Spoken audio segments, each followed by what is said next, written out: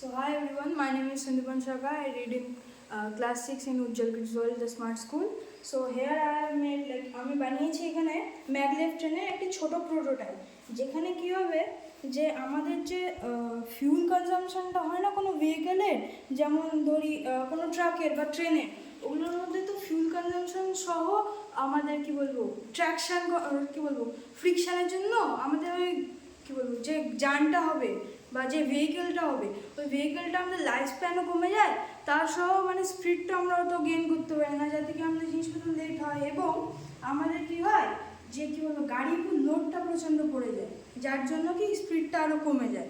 তো ওই লোডটা কিসের জন্য পড়ে? ওই লোডটা পড়ে মেনলি গ্র্যাভিটির জন্য।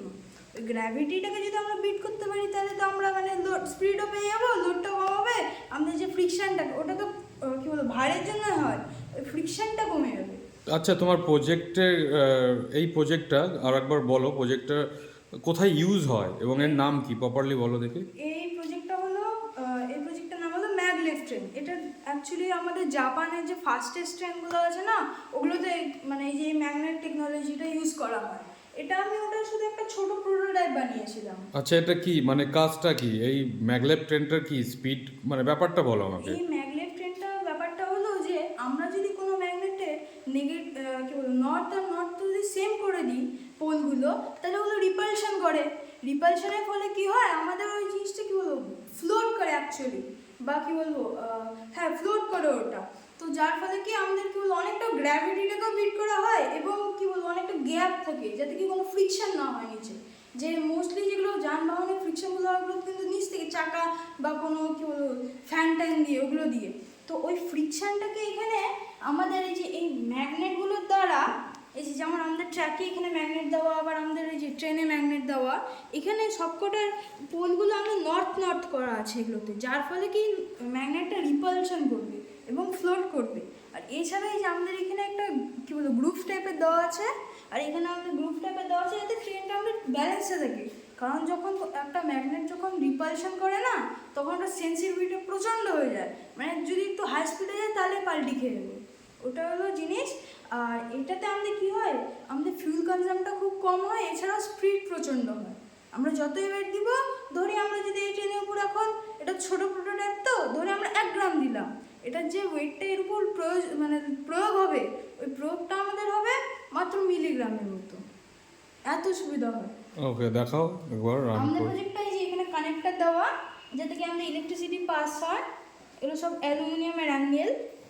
আমরা এই যে পিছনে ওয়েট দিচ্ছি, এটা ওয়েটের ট্রে করা ছোট।